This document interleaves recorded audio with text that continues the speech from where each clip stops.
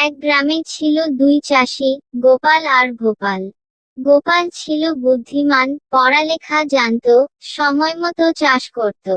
ভোপাল ছিল একটু অলস আর বোকা। গোপাল যা করত, সেদিকে তাকিয়ে তাকিয়ে সে কাজ করত। এক বছর গোপাল সিদ্ধান্ত নিল সে টমেটো চাষ করবে। ভোপাল ভাবল, ও যদি করে, আমি করলেই ভালো হবে।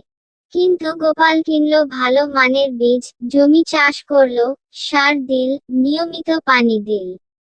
আর ভোপাল ভাবল, আমি শুধু বীজ ছড়িয়ে দিলেই হবে, গাছ আপনিই হবে। দিন পেরোল। গোপালের ক্ষেতে লাল টমেটো ঝুলে পড়ল। ভোপালের ক্ষেতে কিছুই নেই। সে বলল, এই গোপাল, তোর গাছ তো লাল লাল হয়েছে, আমারটা কেন হল না? গোপাল হেসে বলল, চাষ শুধু বীজ ছড়ালে হয় না, যত্নও লাগে। পরের বছর ঘোষণা হলো, যে বেশি ফসল ফলাবে তাকে পুরস্কার দেওয়া হবে। গোপাল আবার সময়মতো কাজ শুরু করলো।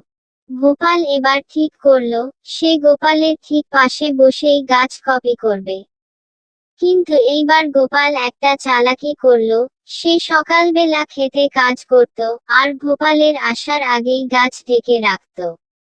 ভোপাল কিছু বুঝতে না পেরে তার গাছে চিপসের কাগজ ছিটিয়ে দিল, ভেবে সেগুলো সার। শেষে ফসল উঠল, গোপালের জমি ভরা ফসল, আর ভোপালের জমি শুধু কাগজে ভর্তি।